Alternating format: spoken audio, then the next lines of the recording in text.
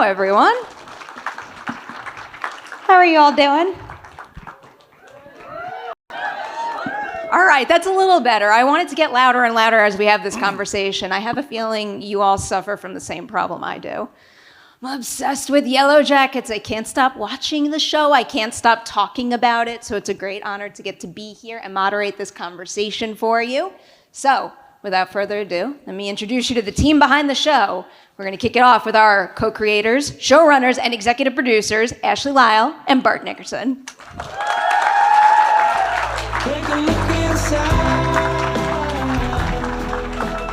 Congratulations yet again. We also have showrunner and executive producer, Jonathan Lisco.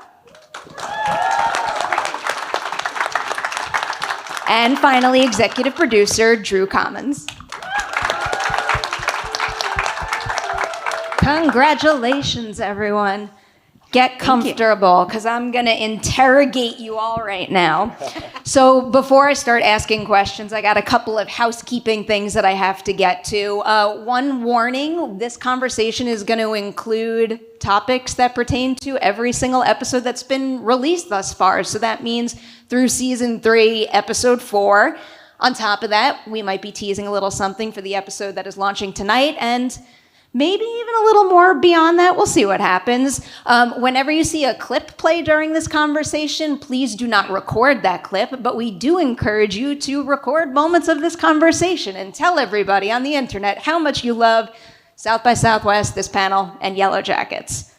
All right, I got a big question for all 4 of you to start here. I kind of wanted to start with a broader season 3 writing and development question, and I'll preface it by saying I know you love every single one of your characters dearly, but can you each tell me which character's season 3 arc wound up being more creative and fulfilling to develop this time around than you ever could have imagined? Oh. yeah, that's a fun question. You have 4 times to shout someone out. If Ashley or Bart take mine, then I was going to say they're going to steal our answers. Spread the love. We like talking about everyone here. We're gonna stall for you, so you're welcome. Wait, do we have to go first? You know what? I will go first because I actually have an immediate answer for this, and it is Steven Kruger's character, Coach Scott. Steven and Bart and I worked together on our very first episode of television 1,000,000 years ago. And it was very funny because his character on the originals, I don't know if anybody has watched the originals, it's the Vampire Diaries spinoff. And his character came in the very beginning of season 1 and was meant to die like 1 episode later. And Bart and I just loved working with Steven, and he was so good and he was really funny, and we just really enjoyed having that outlet on that show. So we became notorious in the writer's room for saving, like we just pitch on his character to the point where Declan DeBarra, one of our friends, another writer, would just leave little notes in our office that said, "Josh dies," because they love to torture us. So it was such a joy when, years later we were developing this show and we were coming up with the character of Coach Scott. We immediately thought of Steven and brought him in and were able to really advocate for him for the role. And his work this season, I say this to him all the time. I just talked to him yesterday and I was like, we knew you were good, but we did not know you were this good. And I say that as a huge compliment. And I think that the work he does this season is just absolutely incredible. And he's such a wonderful collaborator. He's really game. He's really thoughtful. He loves to talk things out and talk about what we were thinking, how we were approaching it, so that he can use that for his approach. And it's rare that you get to work with somebody that intimately, and it's just a joy from start to finish, like every day. He's so good. We can talk about this moment because everyone has seen it. His speech during the trial is just, it cut right through in the best possible way. It was just being there. Same thing in episode 3 when he's in the caves with Mari, and Jonathan directed that episode. We were there on set. And he was also so dirty. And he really grew his hair out. He grew out that beard that is all real. And then, of course, we had to do all this makeup after he got bear sprayed. And he'd just kind of walk up to me and be like, thanks a lot. Because he just had so much crap on his face. But yeah, he knocked it out of the park this season. So now I've had a lot of time to think, and I guess it's hard. I mean, yeah, it's really hard to pick one. So I don't know if this is actually my favorite. This answer might be a little bit of a lie, but just to say one, it's like, man, there's two that I really want to say, but I don't want to steal too many of them from. So I'm gonna go with the teen kind of Natalie storyline, and I guess I have to be careful about spoilers, but like there was something. Going into the season, there was a bit of a question about, sort of like how different that story would feel, sort of kind of knowing, kind of about the demise of the adult character. And I guess in kind of my mind, it made sort of the emotional threat to that character kind of almost more present. And like I thought that was just like a really cool thing to sort of like have kind of unfold. And then, kind of the actor, kind of Sophie is so good and kind of nimble and kind of willing to go to like, a lot of different places. It was just, it was something that I don't know that hard because like, I mean, okay, so I'll just stick with that one. We can always circle back if you want. Yeah. Let's see what's left after they're done. And then. Is it my turn? Right. I'm also very torn. I have two in mind, actually. But I think I'm going to choose, and this may come as a surprise to all of you, Jeff, played by Warren Cole. Because apropos... You can clap for Jeff. Oh, yeah, you can clap. Get out! You can clap for Jeff. I'm glad you did, because Warren will definitely watch this on YouTube, and he'll want to see that. So the thing about Warren is that he was brought on essentially to be an accessory to one of our main characters' storylines. And there's always a danger with that because they become a device, they become a water carrier for the story, and they never get a story of their own. But then Warren came in, and he knows this, I've said it to him many times, we all have, he infused the character with so much humor, humanity, and realism that we couldn't but write for him anymore. So we started to create storylines that really serviced his character independently. And the relationship between him and Shauna has now become a rooting interest, I hope, for the audience at some level, but also the audience is leaning forward and being like, Jeff, don't you see what's going on? Is this relationship for you? And he's playing all those colors, the whole palette of emotion. So I give a big shout out to Warren, and I really think that, again, can't say too much, but I think his arc this season is really interesting. Excellent choice. I'm really happy no one stole my answer. Thank you.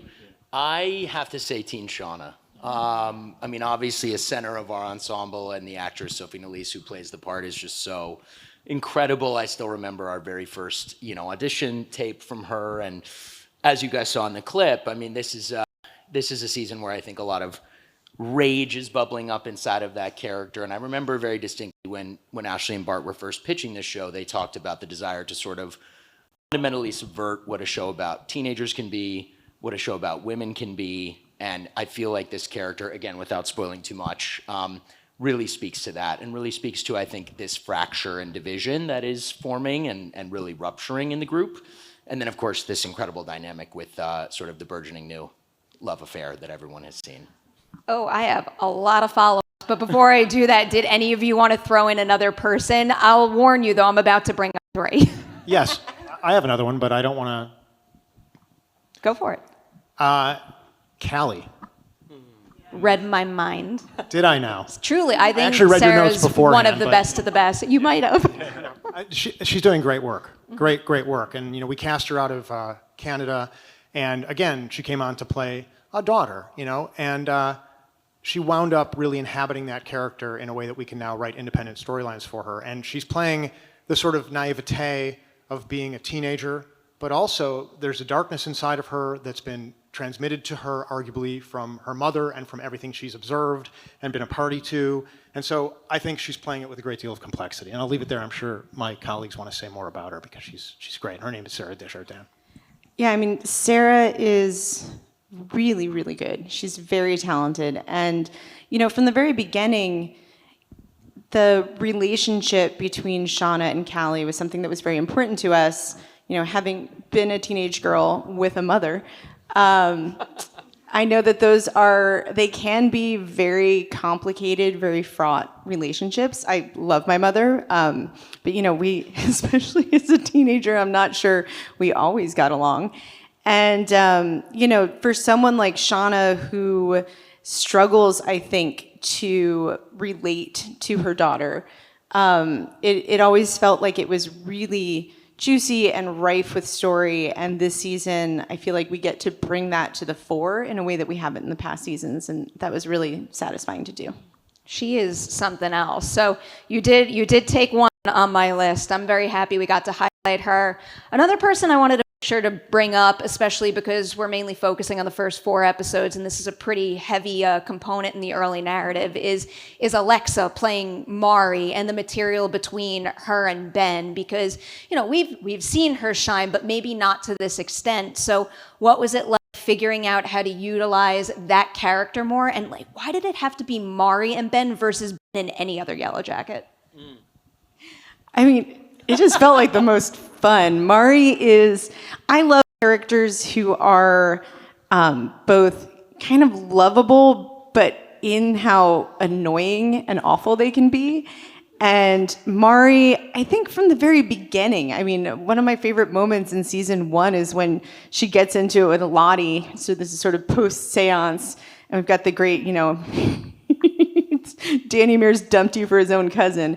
Like, I think that Alexa is very good at playing like a certain type. And she's a little bitchy. She definitely has a little bit of that, you know, go with the crowd mentality. And it just seemed so fun to us to take her out of her comfort zone and to just get to know her a little bit more. And I have to say, Alexa did such an incredible job. That scene between her and Ben in the caves when she talks about the death of her cousin, she moved us to tears on set. And so again, it's really fun for us to watch our actors shine when they maybe haven't had the opportunity to do so in that way yet. She's really fun this season. Yeah, there's always something so fun about when like a kind of a character just like kind of comes to the fore, like kind of in the writing process, because it's just like that character, like to a certain extent, was almost like created, you know, kind of a million years ago to sort of like just be kind of somebody else that you could throw a line to, you know, just in a scene. But then it was like, you know, that character just became so much fun to write and just kind of kept expanding. And then of course, like, you know, kind of as we started to shoot, like just, you know, just knocking these like what were kind of one-liners kind of out of the park. And she's such a good actor that it just like grew and grew. And that's always, it's really fun to see kind of and to be a part of. And like, like she did such a good job this season. I would tell you a little bit of process if everyone out there is interested. That was a big scene between Mari and Coach Scott. I actually directed the episode, and so I don't know if you know this, but in TV, there's not a lot of time for rehearsal. There should be, but it's not like a play. You know, a lot of times people come to set, we use the first couple of takes as the rehearsal. And these are excellent actors, so obviously they're coming very prepared. But Mari and Steven Kruger, Alexa and Steven, said, well, we want a day of rehearsal for this scene. So we met on a Saturday in that cave set, unilluminated, just gray, got some donuts, and we worked for 3 or 4 hours on that scene. So Alexa was someone who really wanted to push herself to make sure she could find it. And in that scene, for those of you who've seen it, not to spoil it, later on in the episode, there's a moment at which Coach Scott sets her free. And you see something come across her face, and it's like, should I grant him a reprieve? Or should I kick out his other leg, his one good leg, and possibly kill him when he hits his head on the rock? And she chooses that. And equally, when she gets back to the village, I loved her acting in that scene because a shadow passes across her face, but she realizes, in terms of her survival, allying with the young women trumps allying with him. But she waited and seemed to sort of really struggle with the decision to out him, and then she did. So obviously, his decision to let her go may be the thing that, you know, is his worst possible decision ever. And she, of course, had to lean against her better angels and choose the direction that she chose. So good. So the other person on my list I wanted to highlight was Jenna, and you already brought up the Shauna Melissa relationship that caught me by surprise at the beginning. Can you kind of walk us through the development of that idea, and maybe just because we were so focused on Shauna first and foremost, why that relationship was necessary to push Shauna down the path that you wanted to take her on? Yeah, I mean, for a while, we had talked about, we knew going into the very beginning of season 1 that the Shauna-Jackie relationship was going to be incredibly central to the show. It's incredibly central to Shauna's character. And it's a relationship that I think is relatable to a lot of people where, oftentimes you have these incredibly intense friendships where, sort of love and resentment and what happens when you go from being 7-year-old best friends to 17 or 18-year-old best friends, and maybe your lives are starting to diverge in ways that you're not prepared for, that you don't want to admit to. But Shauna had found herself for her entire life until that point playing the role of the moon to Jackie's sun. And so we talked a lot even over the course of, to some extent, season 2 and into season 3 about what would replace that relationship. And it felt as though Shauna, having gone through these things that she had gone through with the loss of her child, the loss of Jackie, that, the kernel of what we see actually in the pilot, where we know she's lying about going to Rutgers. We know that she's got other plans and she sees herself as the main character, whereas Jackie obviously sees her a little bit as, the sidekick. And so we thought subverting that, Shauna's ready to be the sun to somebody else's moon. And Melissa felt as though she was the right, we had discussed over the course of, again, developing the show and all our time in the writer's room, were there other characters who could fit this role? And they did not feel right to us. Whereas Melissa felt like, she's enough of a blank slate that we can learn about her through Shauna and through the way she's relating to Shauna, and learning about someone as they relate to someone who is taking an incredibly dark turn was really exciting to us. Sophie and Melanie are so nice and they're so mean in this show. I know. I was going to say when we were talking about Shauna and her arc, I'm so proud of Sophie Nélisse. I think it takes a lot of bravery to really wrap your arms around a character that is not only verging on villainous, but is truly unlikable in a lot of moments. A lot of actors want to be the hero. They embrace that because then, audiences fall in love with them. And, even a villain or an anti-hero can be lovable. And we're not particularly interested in Shauna's likability in this story. And that is something that both Sophie and Melanie have really embraced. And I think that takes courage. Well, and I just want to add, I think as it relates to what you guys have done so brilliantly with Shauna and Melissa is, this notion I remember from season 1 of being, out there for these young women and it being this incredibly harrowing time, but also maybe the best time of their lives. And I feel like the journey that Shauna's been on with, again, the loss of the baby in season 2 and all this pain and the loss of Jackie, to Ashley's point, it's been a lot of very grim stuff for that character. And I think what we're finding, as we go further into season 3 is that this connection with Melissa is a little bit of an ignition point for a new chapter for Shauna and an awakening of a side of this character that we haven't even seen yet. All right. I think speaking of Shauna's intensity on the show, we'll tee up our first clip quite nicely. This one comes from episode 3 of the new season, and it might be one of my favorite scenes of the new season thus far. So let's roll our first clip. I've watched that episode quite a few times at this point. Every single time Melanie yells, "Get the F out of my house," I feel like she's looking at me through the screen and yelling at me, and it terrifies me to no end. I have many, many questions about this scene. I'll stick with Shauna and Melanie's performance first.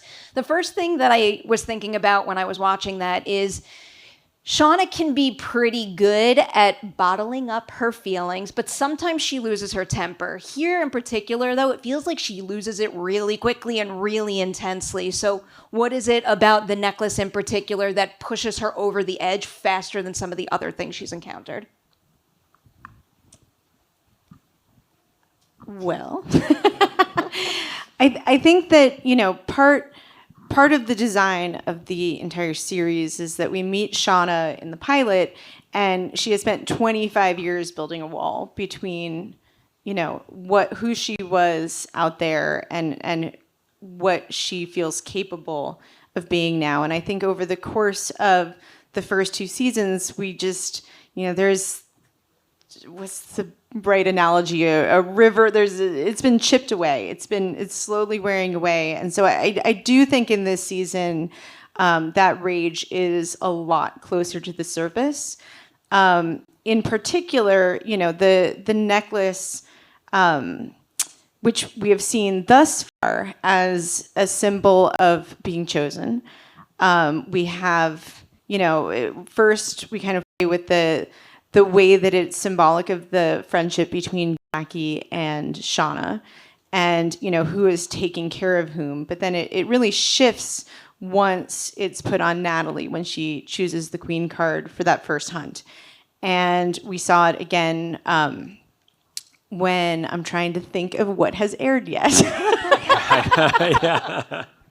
But I suffice to say, it has a meaning for Shauna that clearly Lottie does not agree with, but it is, absolutely an element of this idea of this wilderness presence that they have, built an entire sort of religiosity around out in the wilderness, whether that is, a connection to a presence or, a coping mechanism and a survival instinct is something that we play a lot with on this show. But, she does not love the idea of Kelly being chosen, obviously. I think, just to add to that, Ash, I think there's a psychological element, and we discussed this a lot while we were prepping the scene.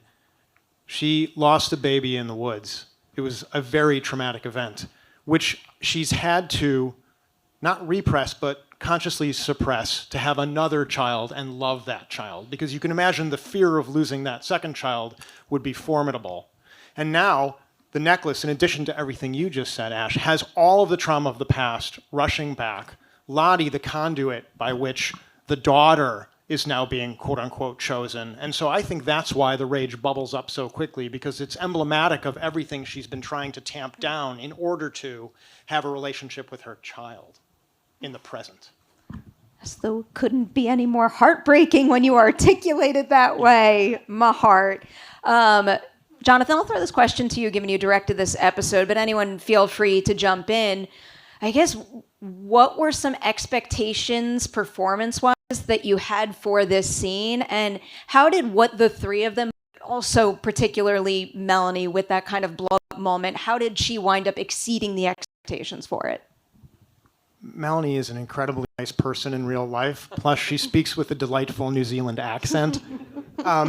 So when you meet her, you're very much thrown. I hope this isn't too inside baseball, but Melanie actually had a hard time sweeping all of the dishes to the floor because she felt that after she yelled at Lottie, perhaps the scene was over.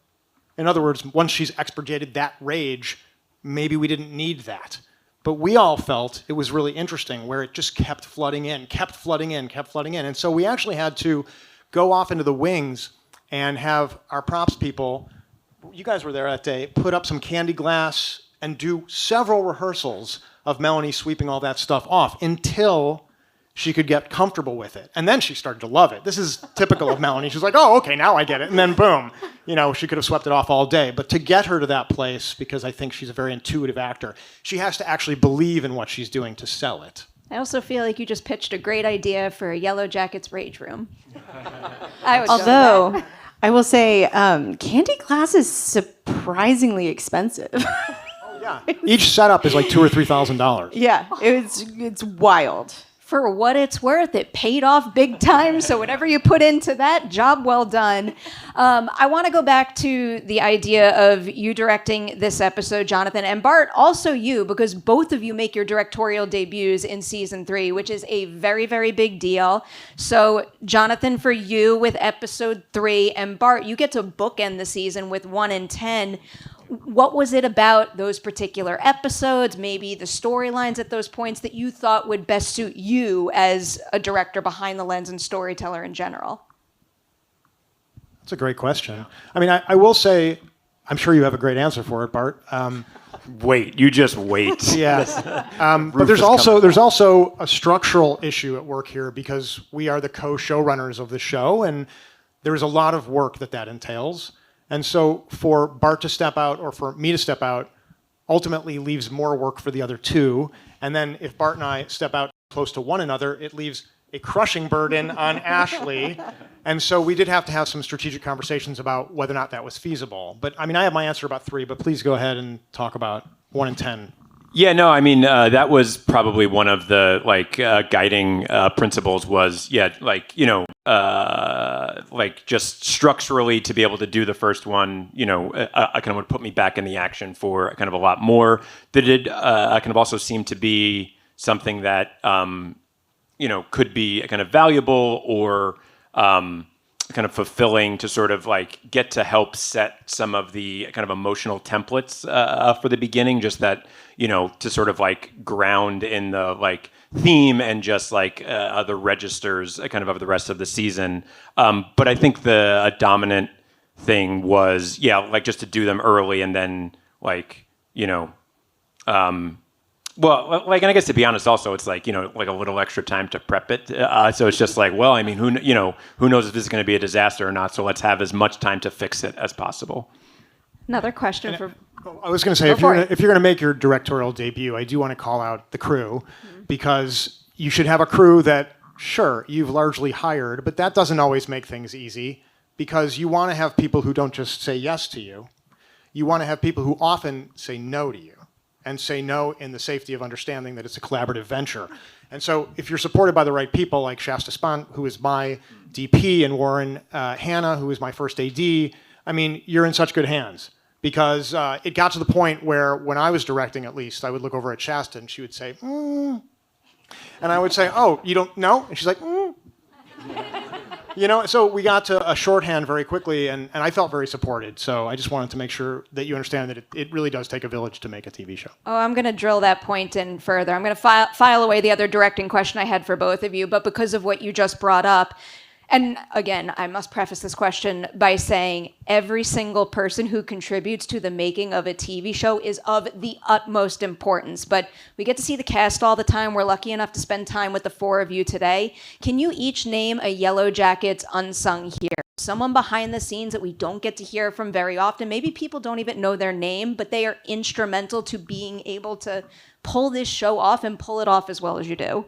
Brad Van Aragon. Brad Van Aragon. Yeah. I mean, how much time do you have? We could do this for an hour. You don't, unless you're in the process and making it, you don't know what a team sport it is. Brad Van Aragon is our line producer.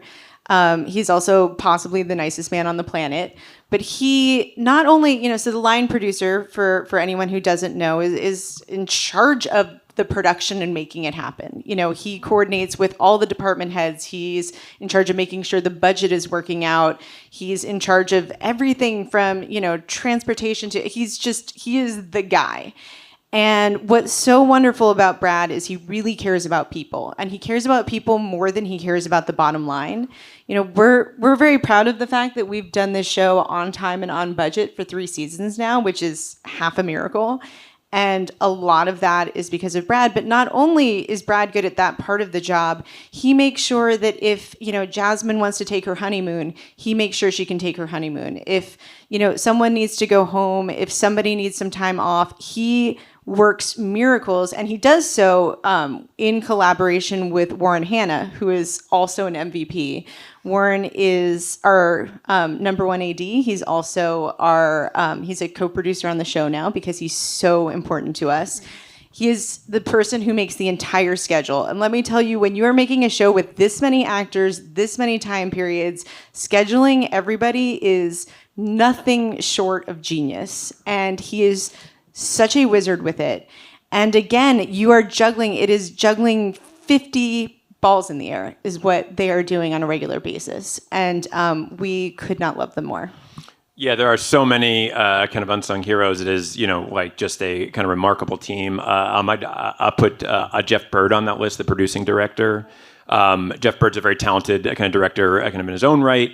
And as a producing director, like he's just kind of someone who has such a like passion for kind of making a television that just sort of like permeates like throughout, and like he just sort of like brings that kind of experience and kind of excitement that's just like contagious, and the days can be long and the season can like kind of grind on, and just kind of having people that are so talented and so generous and kind of willing to help control the vibe to a certain extent. It's just Yeah, Jeff is not only an incredible director, but he's like the Yellowjackets dad extraordinaire. Yeah. I think every single member of our cast has his number on speed dial. And, we talk to the cast a lot. We are in it with them, but also there comes a point, and this was relevant to the directing question, that, we, at a certain point during each season, we are still writing episodes. We are prepping episodes that are about to be filmed. We are shooting an episode, and we are doing post on the episodes that have already been filmed. So there is not enough time in a day. And as you can imagine, with this many actors, there are a lot of questions and needs and wants and feelings. And Jeff handles it all with such aplomb. I know that our entire cast adores him, and he's just a great human being. I would like to call out Margot Reddy, Yep. who's our production designer. She does a thing, and her whole team does a thing, which I can't even imagine doing. So when you start talking to Margot, she has a sketch pad, and she starts drawing. The moment you start saying anything, she starts seeing it in pictures and sketches and drawings, a skill I completely lack and am so in awe of. And her team designed this cave set. And it is so remarkable because if you were in the cave set, you would think it was 100% real until you reached out your hand and touched it and realized that it was largely made of styrofoam. And so I have to call out Shasta Spahn, who also lit it in a way that made it look incredibly real, and Vincent Phillips, who's the key grip on the show. He came to me very, very understatedly one day and said, I built this 50-foot horizontal crane that I think we can just like put the gullet of the cave. I want to show it to you. I think it'd be a great way to slide a couple cameras on it. I said, that's terrific. And so these are the kinds of creative minds that are working with us on the show. Yeah, and I would be remiss to not include Marie Schley, our costume designer, who was with us on the pilot. And fun fact, and I see the silhouette looming over there, actually did ideate and create the notion of the Antler Queen. We saw sketches, and I think we all had an idea, certainly, Ashley, Bart, and I, of what we wanted the show to look and feel like. And this was such a prime example of someone who took the idea and ran with it and sort of built on top of it. And so we were so fortunate to have her return with us to season 3. And, it's a big cast, and everyone has their own ideas of what their characters should do and look like and how their look should evolve. And I just feel there's so much specific artistry that goes into, the creation of a show like this, where obviously it's the elements and it's time and it's trauma and it's all these things, but ultimately it does feel sort of almost fantastical in a way.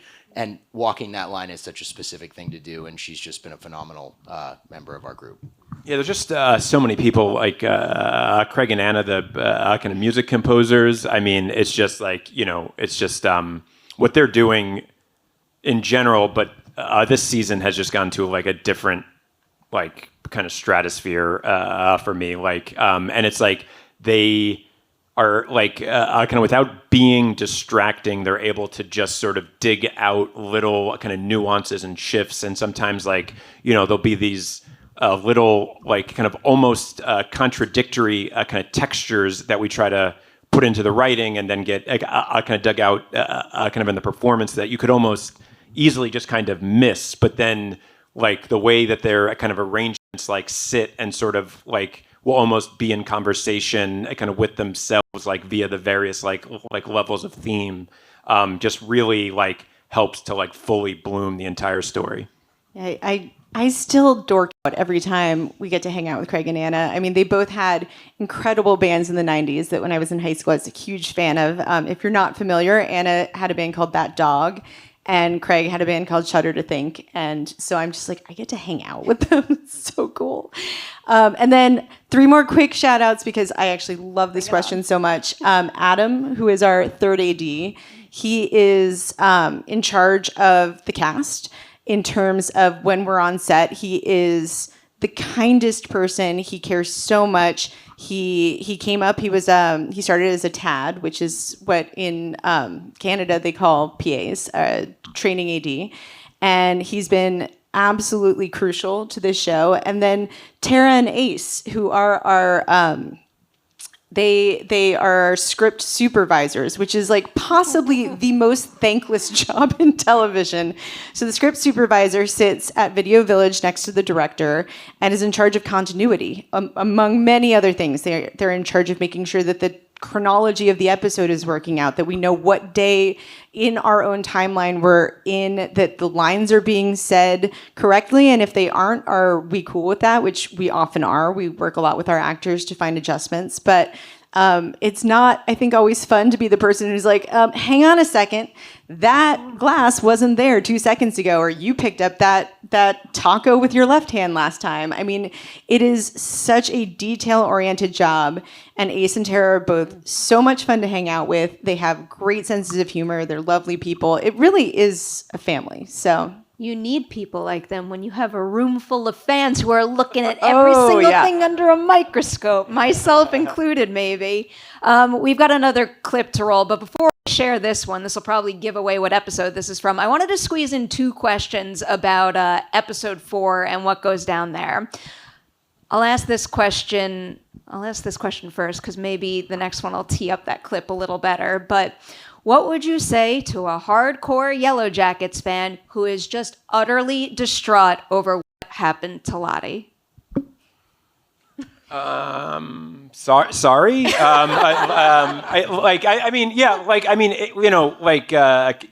Character deaths are incredibly hard for us as well.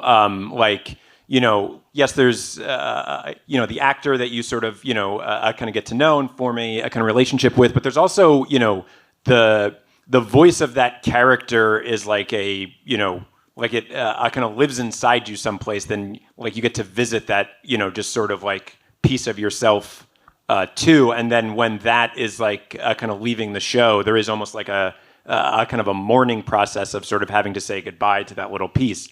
So it's not like, I'll just speak for myself. It's like, I and we, okay, so I'm not just speaking for myself, I'm speaking for everybody still, so don't contradict me. We, don't want to kill characters, but, the story sort of goes to this place and has to go there, and you can't keep them around kind of if the story has told you that they're not supposed to be around anymore. And so it's the not wilderness wants what it wants. Yeah, it does. And I might actually humbly respond to a viewer who asked that question. Humbly, thank you. Because that means we built the story correctly if you're actually feeling something. If you weren't feeling something or you felt it was ancillary to your experience of the show, then maybe we did something wrong. And I love that comment, Bart. The show really does start speaking to you. It's like, when you're a writer, the best moments are when the characters are sort of telling you what they're saying next. You're not trying to dig it out and muscle it out. Most of the time it's that, but there are these flashes where, now the character starts to speak to me during the process. And I think we all felt in the writer's room like it was the right time. Yeah, I would, I guess, also say sorry and remind the audience of what I have to remind myself in these moments, which is that the very first scene of this show involves a character death. Like we designed this show to have consequences. Nobody is safe. This is a show about brutal things happening and people both finding the strength and resilience to survive and indulging the worst parts of themselves. And it's absolutely never easy to kill a character. As Bart said, they really are a part of you. They're sort of our children. You know, we get very attached to these characters. And it's not easy. It is not easy on any level, both emotionally, process-wise. It's funny because, you know, this is maybe, again, inside baseball, but, you know, Bart and I have worked on many TV shows, as has Jonathan and Drew, and typically on a lot of shows, especially shows where a lot of characters die, it is sort of just the procedure is often to tell the actor, you know, a couple of days before the script comes out. Like, that is how it is usually done, because it's not easy, and there's often upset, there are often hurt feelings, and so we've worked on shows where that was the case, and we made a decision at the beginning of this season because we knew we had, you know, some character deaths coming, and we told everyone at the very beginning. I kind of understand why people don't do that now. Oh, no. But, you know, and look, everybody gets to have their reaction. I still believe it was the right thing to do. It doesn't feel good to hold on to that information, but it's hard. It's hard on every level. The last thing that I would say to that kind of hypothetical viewer is that, you know, within the world of all the shows, kind of every character is a real person, and, you know, all real people die. So every character dies. Well, and yeah, like Very all the true. friends dead eventually. Dead eventually, yeah. Listen, I would just underscore something Ashley said, which is sort of the fundamental agreement of this show between the storytellers and the viewer is that it is going to be a show where heads are going to roll, right? And obviously, like, that's just the way it is. And ultimately, I think one of the most profound and poignant things Ashley, Bart, and Jonathan said when we were developing season 1 was these are characters who, in a way, because of what they went through out in the wilderness, are never more alive than when they're right on the edge of death. And I think part of what makes the show dynamic and interesting is watching the ways in which the brutality and the sort of, you know, dare I say, bloodlust that they developed in the wilderness then begins to permeate polite life in the present, right? And so I think for the show to actually be entertaining and fulfill upon the promise and the covenant we've made with all of our loyal viewers, it's got to happen. Just as also a quick anecdote, the first time we had to do it actually was in season 1 with Jane Widdop, who played Laura Lee. And Bart and I invited them out to brunch, and we were so nervous. We were just like, oh my God, like, what? We have to do this. And Jane was so cool. Jane was just like, we were like, okay, so here's the deal, and here's what's going to happen. And they were just like, oh, okay, cool. Is it going to be good? And we were like, yeah. And they were just like, awesome. What are you guys ordering?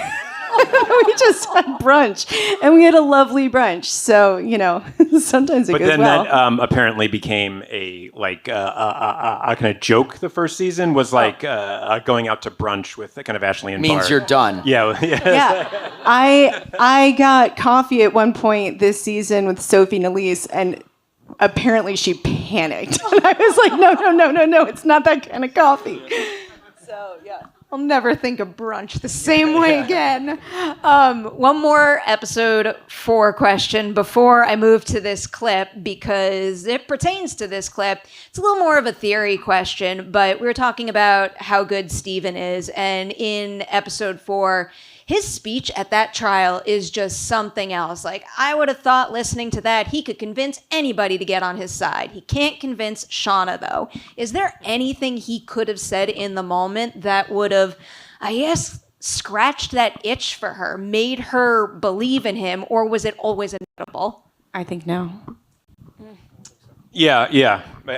Because I mean, like, I think that there's also a extent, like, I mean, you know, it's all kind of interpretive, and, you know, kind of, I don't believe that the people that create the show are kind of necessarily like the best like should have the final word on kind of the interpretation, especially kind of the deep psychology of characters. But I think there's a level on which it's not even about Shauna's belief about what he did. Like I think there's like a subconscious drive towards becoming the fullest version kind of this thing that she's kind of moving towards. So it's more about the convincing than it is about her own personal belief. Yeah, I agree. I think she's evolving or devolving, depending on your point of view. Not to judge the audience out there, how you feel about that. But I think he's a receptacle for her rage. And I don't think anything he would have said would have moved the needle in terms of innocence or guilt, because the real innocent and guilt question is about herself and about her own complicity. Like, could I have saved my own baby? Did that actually happen? Do I believe what the young women are telling me about what actually transpired that day? So she's just a goulash of conflicting emotions, and he, unfortunately, is the receptacle for her frustration and anger. I hope the way I teed that up made you all think we were going to play that clip from episode 4. We are not. We're going to give you a first look at episode 5, a scene that something else. I love, love, love it. Before we roll this clip, just a reminder, because we're showing this to you early, definitely keep those phones away. Do not record it. And also just be very careful about sharing some of the details so we don't spoil it for anybody who hasn't seen it just yet. With that, let's roll a clip from episode 5. Oh, we got Big Fan there. I like that enthusiasm. So surprise. That was actually the opening of episode 6. We haven't even played the episode 5 clip for you, but we are going to do both because, again, it's a wonderful performance beat, and I want to make sure you get to see both of them. So let's go back and now air the clip from tonight's episode 5. That's Steven Kruger, ladies and gentlemen. Yeah. I want to keep you all here all day. We're going to have to wrap soon. I'm not allowed to. So I'll give you a big 2-part question about that particular scene, and maybe we'll get to one more before we have to close out. But for a moment like that, as it pertains to Steven's performance, what is something you and the team can do for him to tee him up for success when tackling such an emotional beat? But then also, can you tell me something that is uniquely his about what he brought to the writing in that scene? Well, could I also just say, speaking of kind of unsung heroes, kind of the editing team, like it's just kind of watching both of these clips, it's just like there is so much that's happening, and there's like kind of so much that has to be like strung together in this sort of like smooth kind of way that like I'm just like kind of constantly impressed that it's like the tonal shifts, the plot shifts, the bringing together of the looks and who sees what and what it all means is always just like super impressive. So now that I've stalled for you. I mean, we you know, Stephen and I and Bart and Jonathan will talk about these scenes. He's very inquisitive. He wants to know what we were thinking, what we were picturing. But this is very much a scene, and I think that process is very much part of, you know, the cave scene and the trial scene. This you know, he said the words that we wrote, but there was actually a fair amount of ad-libbing, which we very much gave him. We were like, yes, because we wanted him to be in that moment, in the dark, not knowing what was happening. And it's heart-wrenching, I think. You know, just the way that he modulates from to pleading, to anger, to desperation, to fear. It's a really incredible performance, and honestly, that's all him. He's so good. He's so good. Just because you brought up editing, I'll throw in one more question about that scene, because his performance is the centerpiece and he's something else. But in all shows and films, reaction shots are of the utmost importance. But in particular, yours, where how someone reacts to what is happening is very telling of where they are in the moment and where they could be heading. So if you had any, can you tell us about some of the conversations you had with the other cast members in order to nail what they needed to deliver in that moment? Yeah, of course. I mean, the cast is very savvy, obviously. They've all been doing this for a long time, so they know when the camera is on them. And everything takes time. Everyone who knows how a movie is made knows that you don't shoot it linearly or all at the same time. You shoot it in pieces with multiple cameras often running at the same time. But one of the reasons I'm telling you this is because our cast is very generous to one another, so they're playing their reactions all the time, even when the camera is not on them. And I find that to be fairly unusual in an ensemble cast like this. Yeah. Yeah, for sure. And like, I think that there's also a bit of a, just because there's kind of so many characters, so it's not like you're sort of like scripting necessarily the point of view of like kind of every character. And so like, this also kind of dovetails a little bit with, a thing that I think that Stephen really likes, and I think like kind of a lot of actors do, is like, they want a sort of kind of an organic back and forth, kind of something that can grow, not kind of necessarily like before it gets shot and that you arrive with everything, set in stone. Like they want, because like they're trying to create a like lived, kind of emotional kind of reality that is like real and tangible to them. And I think a big part of that is the spontaneity within the plan. And so, I think the reaction shots, like, and the reactions from, the entire kind of ensemble are kind of a part of that, because again, like, it's all like bouncing around and kind of off of them, and it's all, they're grabbing things that they're not kind of thinking through, but they're feeling, and they're sort of like moving through all of the currents of like the cloud that is being formed around them. It's like a lot of metaphors inside No, it's each good, other. but that's why the editing staff is so key, because some of those reactions may not be occurring at exactly the moment that we use them. They may be occurring in other parts of the scene, but you need great editors who literally have seen the footage so many times that they can just be in editing with us and say, oh, you know what? Let me scrub through 50 hours of footage. I remember a reaction that could work there. That's how their infrared brains and pictorial brains think. And I would just say, I think Ashley said it best. This is a cast of certainly both ensembles, but as it relates to that clip, our teen actresses who play all these different characters, I mean, we joke, Ashley said it first, this is a show that someday people, we believe, will look back and go, can you believe all of those superstar actresses were once on the same show? And it's been so fun in the time since we cast them to watch their growth, their profile, their film work, their fashion campaigns, and everything that they're doing, right? And I think that, final unsung hero, our casting directors, Junie Lowry Johnson, Libby Goldstein, Josh Roe-PK. I mean, it's hard when you're casting a big ensemble to hit every single bullseye, not just visually, but energetically, especially when we're trying to, match characters. And I think in a scene like that, it's just so fun to watch how each of them has not only embodied their character, but the journey that each of these women is on as they face the wilderness. Yeah, we're very lucky and we're very grateful. Obviously with our adult cast, Melanie and Juliet and Christina and Tawny and Lauren and Simone, they've been doing this for a long time. It's very rare that you find younger actors who are so incredibly prepared, so incredibly professional. Even in season 1, we would be like, oh my God, look what Samantha's doing in the background of this scene. That's so good. They're very present. They're very in the moment. And, a lot of you probably know that when you're shooting a scene, particularly if it's two people talking, you shoot one side and then you stop and you turn around and you relight it and you shoot the other side.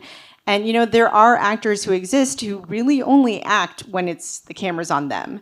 And we're lucky that our entire cast is very generous with each other. They're very professional. They act the whole time. They are always in it. They are always performing. They're not waiting to say something. They're not waiting for a line. They're not waiting for their moment. They're in the scene. And it really pays dividends when we're putting these episodes together. Seriously, something else. The wilderness provided, and it had given us 5 more minutes on the clock. And if I've learned anything from this show, it's don't disrespect the wilderness, so I will rap appropriately this time. I'm going to say first, thank you to our interpreters on the side there. Really appreciate you.